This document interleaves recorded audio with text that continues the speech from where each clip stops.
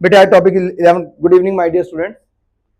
Class 11th के लिए बेटा टॉपिक जो हम पढ़ रहे हैं और जिसका बेटे आज ही स्टार्ट करेंगे और आज इस चैप्टर को खत्म करेंगे और वो टॉपिक है बेसिक्स ऑफ अकाउंटिंग।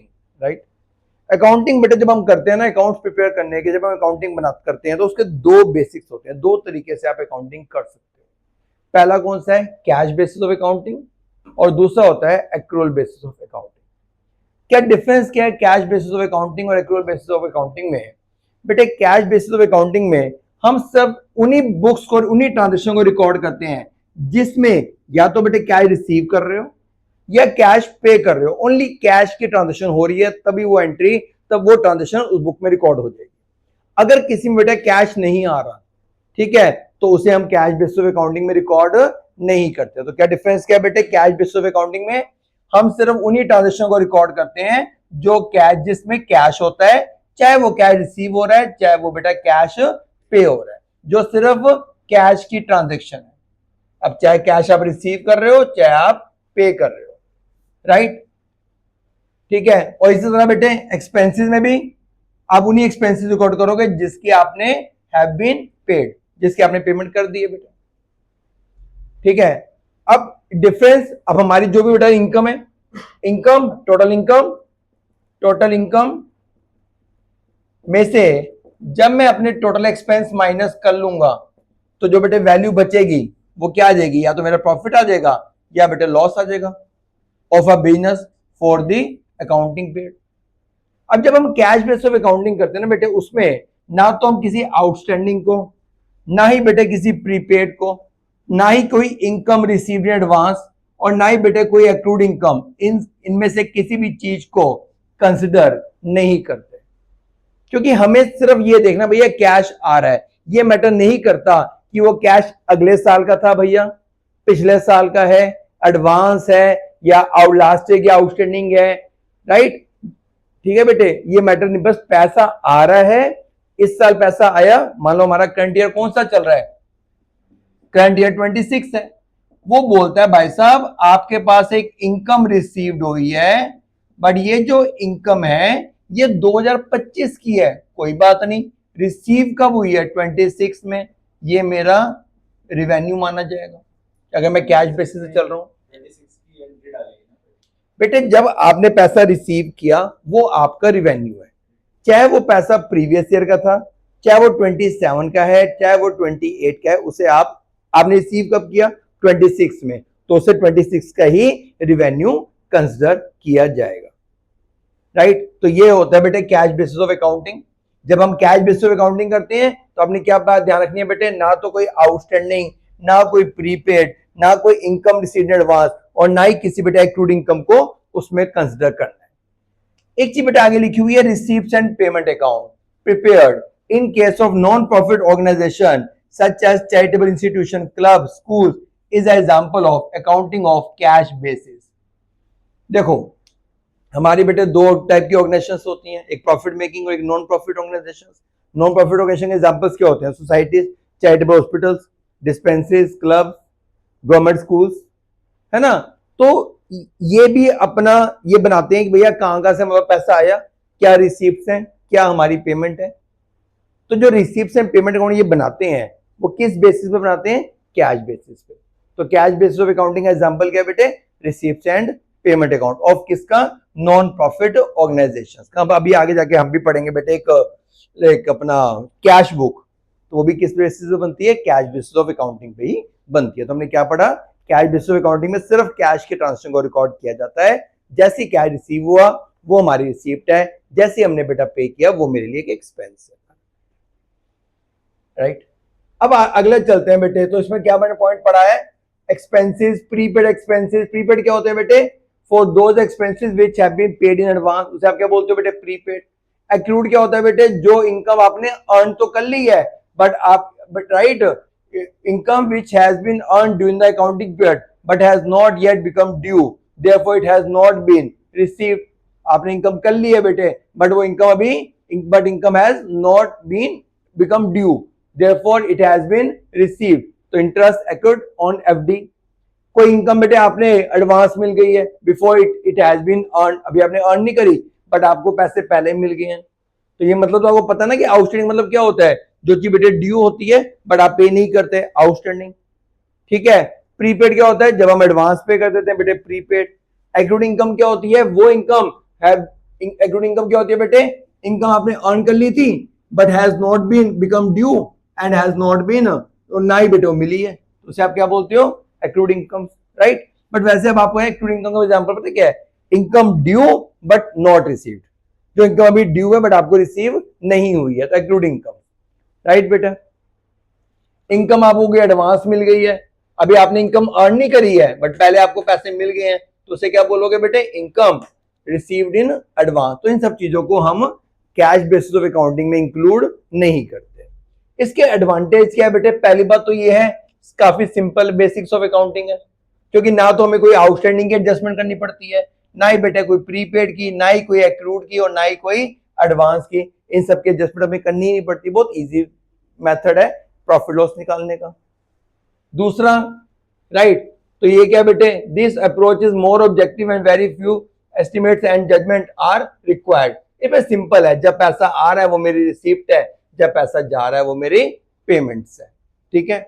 डिसएडवांटेज क्या है बेटे, ये भैया हमें ट्रू पिक्चर तो नहीं बताएगी प्रॉफिट लॉस की, क्योंकि अब एक बात बताओ, अगर मुझे ट्रू पिक्चर पता करनी है, मैंने सैलरी पे करी बेटे 10,000, 2,000 भी ड्यू रह गई है, अगर मैं कैश बेसिस ऑफ अकाउंटिंग चलता हूं तो मैं सैलरी कितनी दिखाऊंगा, 10,000 रुपया, जबकि मेरा एक्चुअल खर्चा कितना है, 10 नहीं 12, जो 2 आउटस्टैंडिंग है वो भी मेरा इस साल का है, तो एक्सपेंस ही है ना। बट अगर मैं कैश बेसिस चल रहा हूं तो मैं सिर्फ पेमेंट लूंगा, पेमेंट कितनी है बेटे, 10,000, तो मैं अपने खर्चों में क्या दिखा रहा हूं, 10,000, जबकि मेरे खर्चे कितने हैं बेटे, 12,000, तो वो गलत हो जाएगा, तो ये मुझे मेरा अपना ट्रू पिक्चर नहीं बताती, right? It does not give the true and fair value of the profit and loss financial position of the enterprises, because it ignore outstanding and prepaid, accrued and income received in advance. ये ना बेटे जो हमारा matching principal है, matching principal जिसमें हम अपने revenue, अपने एक्सपेंसेस को बेटे प्रॉफिट लॉस फाइंड करते हैं, it does not follow the matching principle of accounting बेटे। अब हमें यह भी पता है कि देखिए हमारे जो खर्चे होते हैं वो दो नेचर के होते हैं, रिवेन्यू और कैपिटल। इसमें क्या होता है बेटे, इसमें क्या होता है, this system does not distinction between the capital और रिवेन्यू आइटम्स। ठीक है बेटे, तो ना तो ये रिवेन्यू आइटम और कैपिटल आइटम में कोई डिफरेंस, इससे कोई डिफरेंस पता नहीं चलता। तो इसके एडवांटेज क्या है बेटे, एक तो बेटा बहुत सिंपल है, ठीक है जी, और इजी। और इसका डिसएडवांटेज क्या है, हमें ट्रू पिक्चर नहीं बताती, ना हमारा मैचिंग प्रिंसिपल फॉलो करती है, और ना ही इससे हमें ये डिफरेंस पता चलता, हमारी रिवेन्यू आइटम्स और कैपिटल आइटम्स में डिफरेंस क्रिएट करती है, राइट। चले बेटा आगे करें, दोनों पहली बात समझ आ गई कि कैश बेसिस समझ आ गया। अब कैश बेसिस ऑफ अकाउंटिंग से हम अपना प्रॉफिट लॉस कैसे निकालते हैं, वो एक एग्जांपल के थ्रू हम समझते हैं बेटे। आ जाओ, चलिए बेटे अगले एग्जांपल पे आते हैं। हाँ जी, तो बेटे एग्जांपल ये था, पीछे करो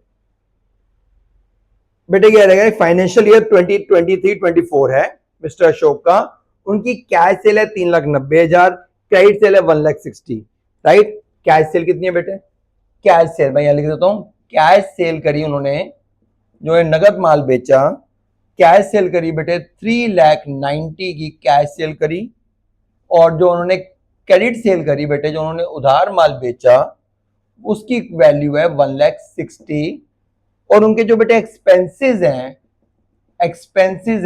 2,70,000। चलिए बेटा आगे कर दीजिए।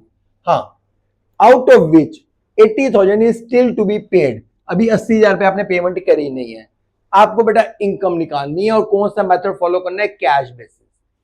रिवेन्यू, रिवेन्यू क्या है, जो आपने कैश सेल करी सिर्फ यही रिवेन्यू है, क्योंकि कैश बेसिस में तो सिर्फ कैश की एंट्री आती है, आपने उधार माल बेचा, उधार माल बेचने से तो कैश आ नहीं रहा है ना, तो क्रेडिट सेल तो बेटा इंक्लूड करेंगे ही नहीं, तो मेरा रिवेन्यू कितना है, सिर्फ कैश सेल 3,90,000। एक्सपेंस देखो, मेरा टोटल खर्चा था 2,70,000, पर मैंने उसमें से 80 पे नहीं करा, तो मैंने पे कितना करा बेटे, 2,70,000 में से मैंने 80 पे नहीं करा, तो मेरा जो कैश गया वो तो सिर्फ 1,90,000 गया ना बेटे, तो 3,90,000 मेरा रिवेन्यू, एक्सपेंस 2,90,000, जो बचा 2,00,000 रुपया, ये बेटा मेरा प्रॉफिट आ गया, ये मेरी क्या होगी बेटे, ये मेरी इनकम होगी। ठीक है, तो हमने क्या लिया, सिर्फ कैश सेल, क्योंकि जितना कैश आ रहा है वही मेरा रिवेन्यू है।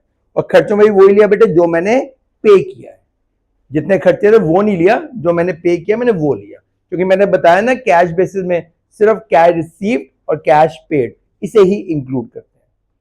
ये था कैश बेसिस ऑफ अकाउंटिंग। अब हम अगले पे चलते हैं। अगला कौन सा बेटे मेरा, एक्रूअल बेसिस ऑफ अकाउंटिंग।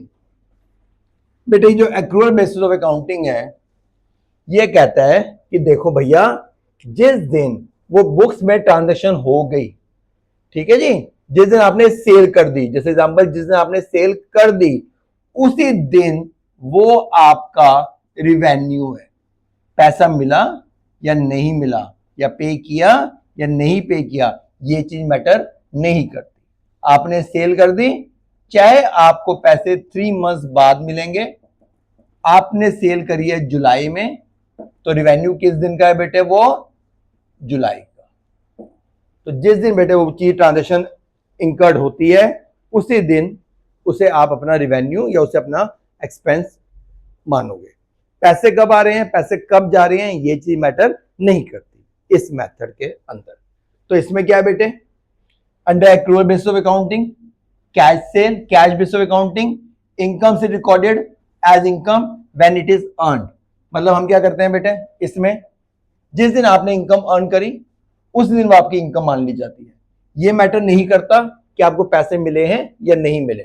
आपने उधार माल बेचा, आपने सेल करी, मान के चलते हैं सेल हमने करी जुलाई में, पैसे मिल रहे हैं 3 महीने बाद, कोई बात नहीं, रिवेन्यू किस दिन का माना जाएगा बेटे, वो रिवेन्यू जुलाई का माना जाएगा। पेमेंट कब मिल रही है ये मैटर नहीं करता। एक्सपेंस, जिस दिन बेटे वो खर्चा ड्यू हुआ, उस चाहे आपने पेमेंट करी चाहे ना करी बेटे, वो आपका एक्सपेंस है। फॉर एग्जाम्पल रेंट है बेटे मार्च का, आपने पे नहीं किया, तो वो आपको एक्सपेंस इंक्लूड किया जाएगा किस मंथ में, मार्च में, ना कि उस मंथ में जिस मंथ में आपने पे किया। राइट, तो ये था बेटा मेरा, ये कौन सा बेटे, accrual basis of accounting. Right, ये बेटे प्रॉपर्ली मैचिंग प्रिंसिपल को और रेवेन्यू रिकॉग्नाइजेशन प्रिंसिपल को फॉलो करता है। ये दोनों दो प्रिंसिपल्स को फॉलो करता है। एक बेटे आपका रिवेन्यू, जैसे आपने रिवेन्यू जिस दिन आपने सेल करी उस दिन रिवेन्यू हो गया। मैचिंग प्रिंसिपल दोनों प्रिंसिपल को फॉलो करता है। एक्रूअल बेसिस ऑफ अकाउंटिंग करते समय हम अपनी आउटस्टैंडिंग, प्रीपेड, एक्रूड और एडवांस सबको एडजस्ट करते हैं अपना प्रॉफिट लॉस निकालने के लिए। राइट, कंपनीज एक्ट बेटे 2013 कंपनीज जो फॉलो करती है वो accrual basis of accounting follow करती है अपनी बुक्स को मेंटेन करने के लिए। इनफैक्ट सभी करते हैं। अच्छा, आपको एक चीज मैं बात करता हूं, डिस्कस करता हूं आपसे। आपने अभी रिसेंटली अकाउंटिंग विजन चैप्टर पढ़ा होगा, सभी ने पढ़ा होगा बेटे। हम अकाउंटिंग विजन में एक एंट्री करते हैं, सुनना ध्यान से बेटा। मैं एक अकाउंटिंग विजन में एक एंट्री रिवाइज करवा रहा हूं, सैलरी पेड। आपने सैलरी पे करी, आप उसकी ट्रीटमेंट क्या करते हो मुझे बताओ। आप उसकी ट्रीटमेंट क्या करते हो? आप कहते हो सैलरी पे करिए सर, कैश जा रहा है, आप कैश में से माइनस कर देते हो और आप कैपिटल में से माइनस करते हो। क्यों माइनस करते हो? क्योंकि सर सैलरी हमारे लिए एक्सपेंस है। एक्सपेंस से क्या होगा, खर्चों से क्या इफेक्ट पड़ेगा, मेरा प्रॉफिट कम हो जाएगा। प्रॉफिट कम होगा तो क्या इफेक्ट पड़ेगा, मेरी कैपिटल भी कम हो जाएगी। प्रॉफिट बढ़ेगा कैपिटल बढ़ेगी, प्रॉफिट कम होगा कैपिटल कम होगी भाई। बट यहां पे तो आप कैपिटल माइनस कर देते हो। अगले पॉइंट पर आओ, सैलरी ड्यू है, आउटस्टैंडिंग है, पे नहीं करी, आप कैश में माइनस नहीं करते, कहते हो जी पे तो करी नहीं। ड्यू होगी तो हमारी लायबिलिटीज है, लायबिलिटीज में नया कॉलम बनाते हो, पर कैपिटल में से माइनस करते ही करते हो। क्यों? क्योंकि पेमेंट नहीं करी तो इसका ये थोड़ी ना कि आपका एक्सपेंस नहीं है, आप उसे है तो एक्सपेंस ही है, माइनस करते ही करते हो। क्यों बेटे? क्या आप अकाउंटिंग विजन कैश बेसिस पे बना रहे हो? एक्रूअल बेसिस पे। एक्सपेंस तो है ना, पे करो चाहे ना करो कैपिटल माइनस हो रही है ना बेटे। राइट, आउटस्टैंडिंग वाला कंसिडर कर रहे हो ना, अब वो सैलरी आउटस्टैंडिंग है, कंसिडर कर रहे हो ना। तो एक्रूअल बेसिस में क्या होता है बेटे, सारे के सारे आउटस्टैंडिंग, प्रीपेड, एडवांस, एक्रूड सब एडजस्ट होती है। तो एक बात बताओ, अगर मैं आपसे पूछूं कि भैया किसी कंपनी की उसका डिसएडवांटेज क्या था कैश बेसिस का, वो ट्रू पिक्चर नहीं बताता है ना। एक्रूअल बेसिस क्या होगा, क्या वो भी ट्रू पिक्चर नहीं बताएगा, या वो ट्रू पिक्चर बताएगा हमारी, वो हमें हमारी ट्रू पिक्चर के बारे में बता देगा, क्या हमारा एक्चुअल प्रॉफिट है, क्या हमारा एक्चुअल लॉस है। राइट बेटे, चलें। हाँ जी बेटे, तो बेसिस ऑफ अकाउंटिंग बेटे, तो ये ट्रू पिक्चर फाइनेंशियल बताता है, सारी चीजें डिस्क्लोज होती है बेटे। True financial picture it reflect the true profit and loss, है ना बेटे। डिसएडवांटेज क्या है बेटे, दिस सिस्टम मतलब एज जैसे वो सिंपल है उतना ये सिंपल नहीं है बेटे, राइट। बट ट्रू पिक्चर यही बताएगा। आइए बेटा, इस अब वही जो क्वेश्चन हमने ऊपर किया था उसी क्वेश्चन को हम अब एक्रूअल बेसिस से करते हैं।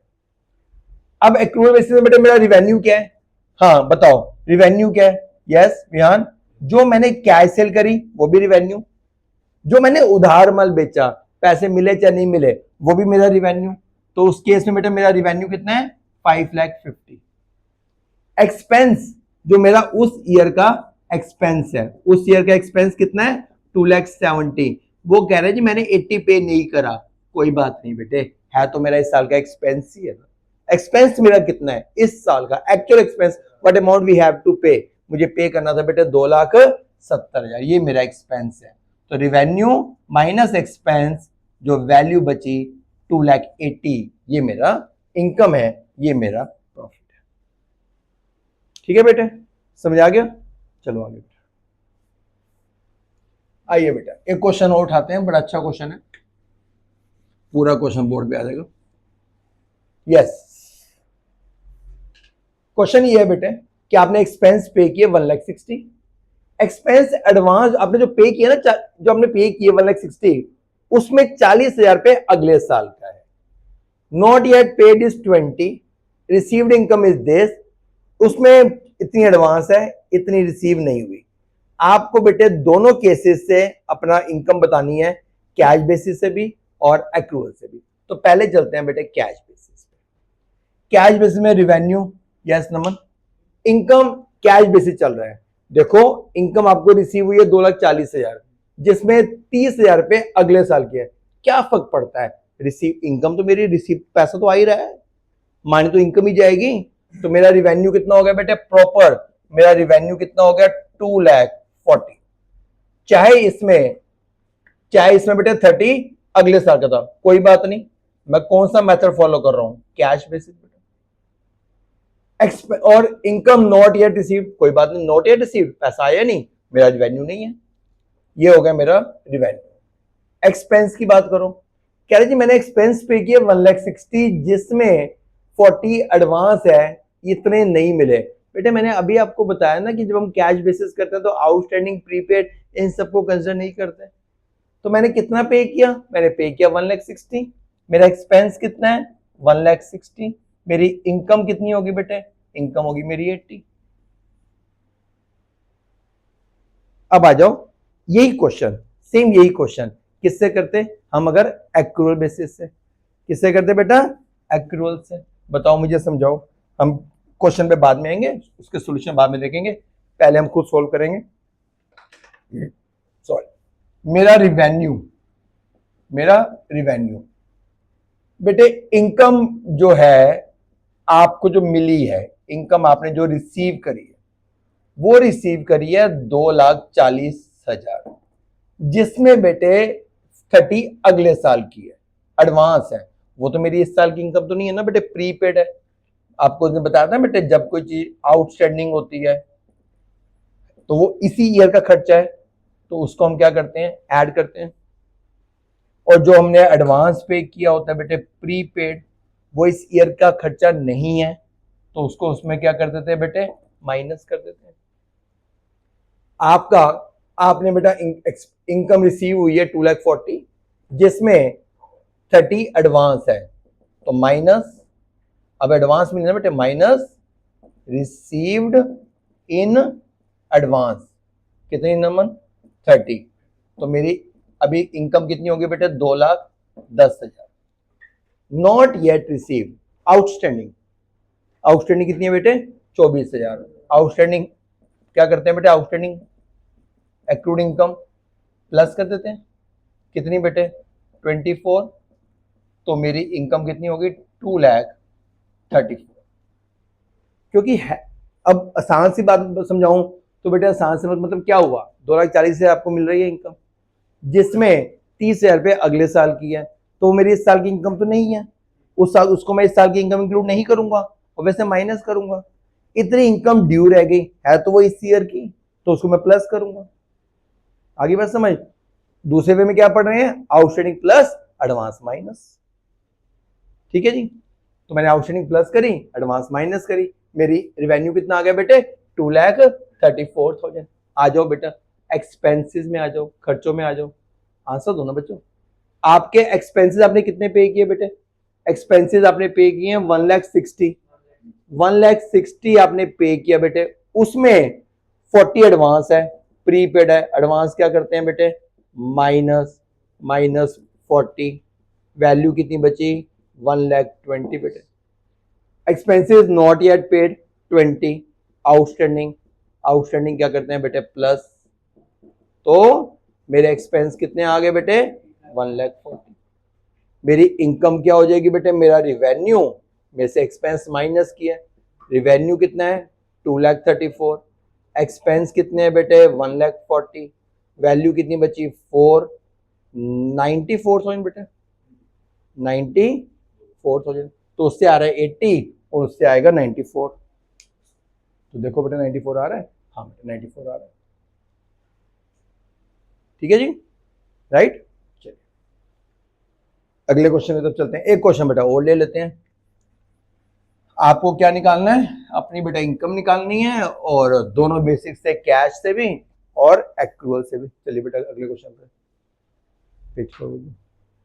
हाँ जी बेटा, cash cell, credit sale, outstanding salary and wages, insurance paid in advance, outstanding electricity, income received excluding income received advance, income received advance, income earned but not received, cash purchase, credit purchase, salary, electricity, insurance, बहुत कुछ दे रखा है। आइए बेटा cash basis से भी और accrual basis से। चलिए पहले बात करते हैं, पहले कौन सा लेते हैं, कैश बेसिस। आइए बेटा कैश सेल, कैश बेसिस में कैश सेल आएगी कितनी बेटे, कैश सेल है 5 lakh. Outstanding salary, out cash basis में आउटस्टैंडिंग नहीं होता, prepaid, insurance paid in advance, पे तो करा है भाई, खर्चा तो है ना, ये रिवेन्यू में है। एक्सपेंस, आपने इंश्योरेंस एडवांस पे कर दी, कितनी बेटे एडवांस पे कर दी 2,500, तो पेमेंट तो हुई है ना बेटे, प्रीपेड इंश्योरेंस 2,500, पैसा तो गया। आउटस्टैंडिंग पैसा नहीं आया ना पैसा गया। इनकम रिसीव्ड कितनी हुई है बेटा, इनकम, इनकम रिसीव्ड 5,000 बेटे। इनकम एडवांस 1,000 बेटे, पैसा तो आ ही रहा बेटे, इनकम रिसीव्ड इन एडवांस 1,000 बेटा। अर्न बट नॉट रिसीव्ड, पैसा नहीं आ रहा। कैश परचेजेस, पैसे, कैश परचेजेस कितनी बेटे, कैश परचेजेस 2,75,000 ना बेटे, 2,75,000। क्रेडिट परचेज ना पैसा आ रहा है ना जा रहा। Salary and wages paid, salary and wages paid बेटे 44,000। Electricity expenses paid, electricity expense paid 11,000 बेटे। Insurance expenses paid including prepaid, prepaid insurance बेटे उसके अंदर इंक्लूडेड है 10,000 के अंदर, तो मैंने ऊपर से, मैंने प्रीपेड बेटे ऊपर से दिखा दिया अलग से, तो मैं यहाँ पे कितने दिखाऊंगा, इंश्योरेंस पेड 7,500 बेटे, 7,000, 10 में वो 25 है ना, राइट बेटे, राइट बेटे। हाँ ये भी करते थे कि ये यहाँ ना ये दिखा के पूरी यहाँ पे 10,000 दिखाए थे। अब टोटल करो, मेरा रिवेन्यू कितना बच्चों 5,06,000, मेरे मेरे बच्चे एक्सपेंस कितने हैं 2,75,000 प्लस बेटे 44, बेटे इनको ऐड करो ना बच्चों, 2,75,000 ये प्लस 10 2,85,000, 2,85,000 प्लस 55, 285 55 3,40,000, 3,40,000 1,661 1,66,000 मेरी इनकम। चेक करते हैं क्या बेटे मेरा कैश बेसिस से 1,66,000 आ रहा है। Answer cash basis 1,66,000। ठीक है जी। अब सेम ये क्वेश्चन एक्रूअल बेसिस से, राइट। चलिए हाँ,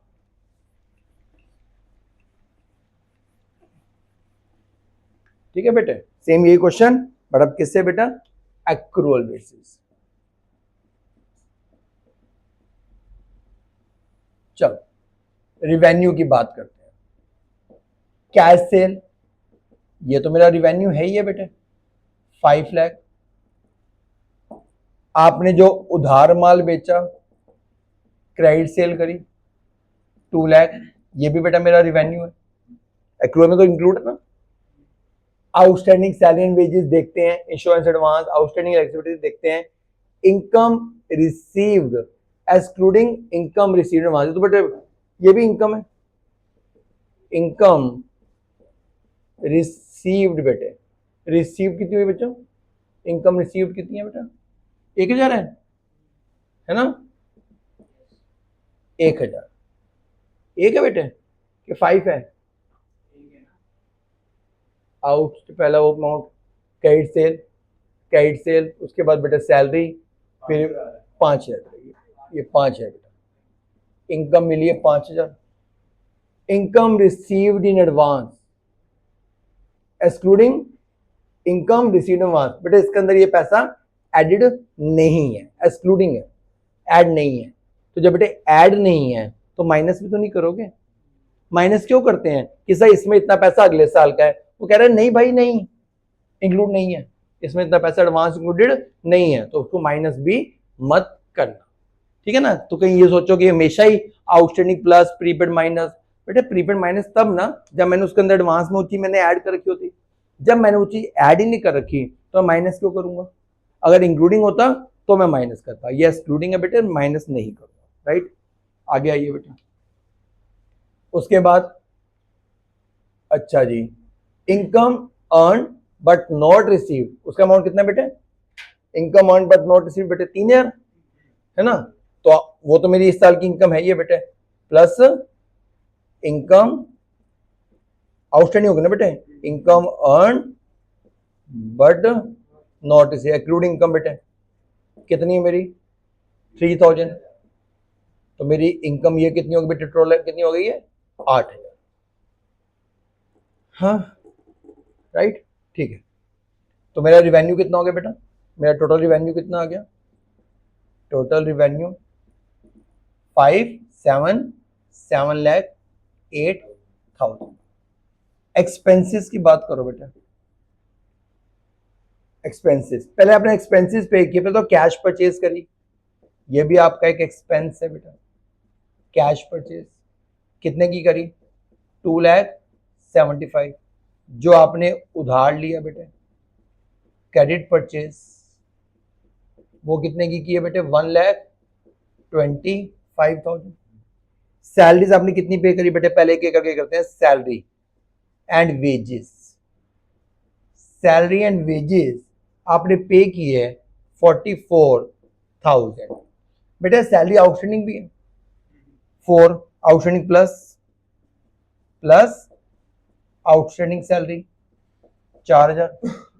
कोई बेटा salary advance prepaid wage advance advance advance नहीं नहीं नहीं नहीं, सिर्फ आउटस्टैंडिंग थी। तो टोटल मेरा सैलरी का खर्चा कितना हो गया बेटे 48। अगला क्या था, इलेक्ट्रिसिटी बिल, इलेक्ट्रिसिटी बिल कितना था बेटे 11,000।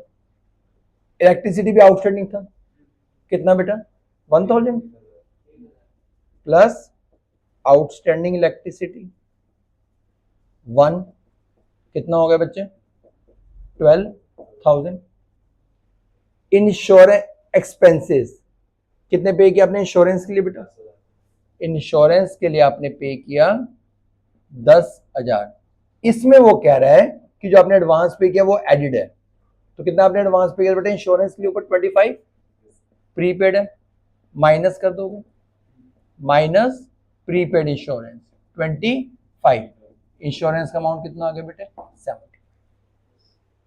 ऐड करो बेटे टोटल एक्सपेंसेस बताओ कितने आ रहे हैं, टोटल एक्सपेंस बताओ 2,75,000 प्लस 125 4 लाख 4,60,000 4,67,000 4,67,500 मेरी इनकम कितनी हो जाएगी बेटे 7,08,000 माइनस 4,67,500 500 देन 041 1,40,500 प्लीज चेक करना बेटे 1,40,000 कहाँ गए बेटे आगे, ये तो उससे एक्रूअल पे आना 2,40,000 एक सेकेंड, हाँ बेटे 6 माइनस 4 2 2,40,500 राइट 6 ना 6 माइनस 4 बेटे 2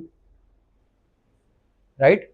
तो ये था बेटे हमारा कैश बेसिस और एक्रूअल बेसिस में डिफरेंस, ठीक है जी, जो हमने उससे अच्छे से पढ़ लिया राइट। उसके एग्जांपल भी ले लिए बेटे।